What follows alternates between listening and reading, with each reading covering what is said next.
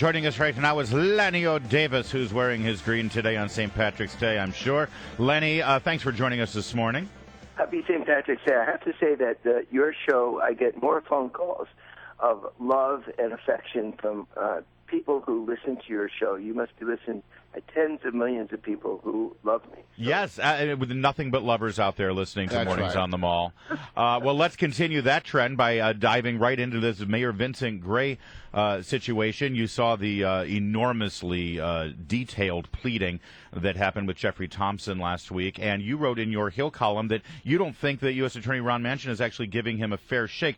I mean, he was named, and according to the pleading from Jeffrey Thompson, he says that Vincent Gray did know. That is part of the evidence. So, I mean, no one's convicting him. He's not even arrested. Why is it wrong for the U.S. Attorney to include this information? Well, actually, it isn't. What you just said is absolutely appropriate, but the U.S. Attorney went further. He didn't say that Mr. Thompson says that. He says that Mayor Gray knew, not allegedly knew or said that he knew. And it's a very important distinction. A prosecutor, may I say respectfully to Mr. Manchin, is not allowed to do that. He hasn't even indicted the man, and when he says somebody knew rather than allegedly knew, it's a big difference. And it says he committed a crime before he's been indicted, before he's been tried. I believe that it's a violation of Justice Department guidelines. I've talked to a number of prosecutors who literally rolled their eyes and said, what was he thinking that he didn't use the word alleged, or that somebody says that, but that he's presumed to be innocent until proven guilty, which is what the Constitution protects us. Well, let me ask you. You wrote a column saying, talking about all this, and you have supported Mayor Gray in the past financially, correct? Yeah. Well, do you have any current relationship with him? No, I support him politically, and I gave him a modest contribution. Right. No, that's it. One of the other things that Manchin said was, this is just the tip of the iceberg, suggesting there is much more to come. But one thing we do know is that this guy, Jeffrey Thompson, also made perhaps illicit contributions to Hillary Clinton. Yes, and very, very concerning. Not a shred of evidence that Mrs. Clinton or Minion Moore, who's a great friend of mine, worked for the Clinton White House, a great political and public relations professional, asked this gentleman to help Mrs. Clinton, and there's absolutely no, indeed, Minion Moore cooperated with the prosecutor, yet she's thrown into the story, thrown into the headlines. Guilt by innuendo is really what my story is about. As I indicated, Democrats have done that to Republicans in the 1980s with Raymond Donovan, President Reagan's labor secretary. We did the same thing, convicted a man by headlines. So this is a cultural problem. It's not just this particular prosecutor.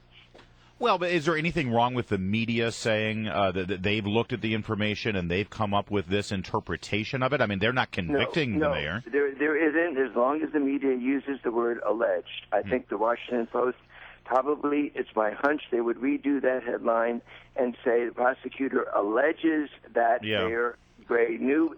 It's very important. I cited the example of a teacher in Fairfax County who was accused of child molestation. His life was literally ruined, couldn't get a job, fired, disgraced, family ostracized, 6 months. All the headlines basically had him convicted before he was even tried.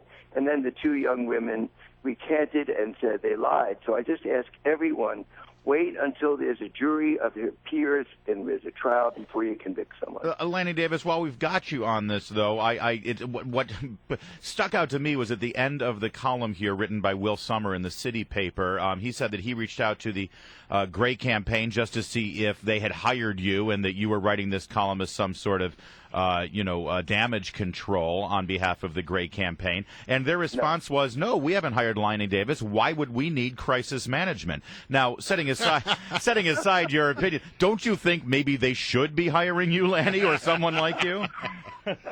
I think they need crisis management, but I haven't been hired.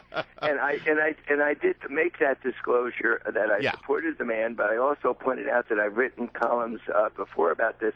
When Ted Stevens was indicted, He's a Republican, former late Republican Right, from Alaska senator, yeah. The headline of my column was "Ted Stevens is an innocent man." When Scooter Libby was indicted, I said the same thing. No, we get it. It's a pet peeve of mine about the media convicting or prosecutors holding press conferences.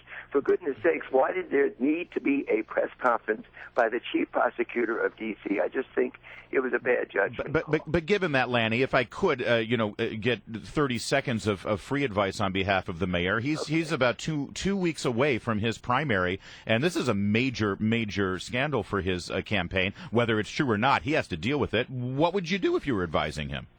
I'm an innocent man, and he can hand around my column and remind all of us how we've lived through conviction by headlines from the Joe McCarthy era all the way through the Fairfax County teacher. I'm an innocent man because a prosecutor holds a press conference. I'm innocent until I'm in court, till there's evidence, till I'm a jury. It can happen to any of you. Vote for me on the merits or not, but don't vote for me because I'm accused before I have a chance to have my day in court. All right, 10 seconds. I just got a quick answer. Do you still think Hillary is probably going to run? You know, I always answer that question as I don't know, and that's a sincere answer because anything can happen. She's clearly the most qualified, the most experienced, and the most electable of any Democrat. How's that? Wait. She's more qualified than Joe Biden? Joe Biden, who's been in the Senate since 1972 and is the vice president right now, one heartbeat away from the presidency?